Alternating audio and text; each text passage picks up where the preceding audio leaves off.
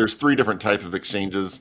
Can you dive into those a little bit? Just kind of explain them on a 30,000 foot level, and then talk about some of the mistakes you've seen clients make that aren't your fault. You probably tried to get them to avoid them, but that they do continually make. That is so true. Yeah, in terms of the different types of exchanges, the three kind of major categories, if you will, is one is a forward 1031 exchange. People call it all sorts of things: forward exchange, delayed exchange, tax deferred exchange, 1031 exchange. It all means the same thing. And that's where they're selling their relinquished property first, and then they reinvest in their replacement property second. That is 96% of our transaction volume. So by far, that is what most people do. The other 4% fall into the other two categories. So the second category would be a reverse 1031 exchange. The reverse exchange, of course, allows them to do the reverse. They buy their replacement property first. They can actually close on the purchase first. They know they've got their new property lined up and ready to go.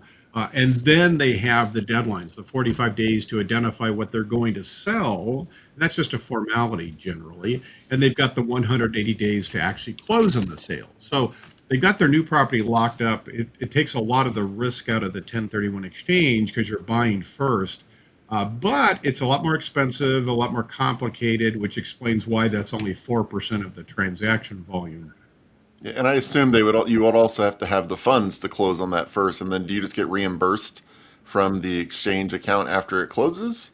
Effectively, yeah, that's pretty much how it works. There's variations there, but that's a great question. It's amazing how many people will call us and say, "So you guys front the money for us to buy the property?" Like, no, we don't do that. So yeah, they would have to somehow buy first. And one of the requirements is we have to acquire and hold, or what the IRS calls park legal title to the new property. So most traditional lenders will not touch that because we're on title. I mean, the client's really the real buyer and the real borrower, but we're on legal title during the reverse exchange. And traditional lenders just won't touch that. So that's also one of the complexities. The third area is what we call improvement or build to suit or construction 1031 exchanges. You don't see a whole lot of those because of all the timing requirements. But effectively, you sell property, you use some of the proceeds to buy the replacement property, and you use the balance of the net proceeds from the sale to make capital improvements to the new property.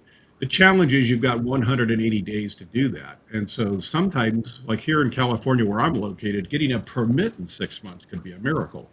So it just depends on the jurisdiction. And if everything comes together, it's very doable, but it can be a little rough.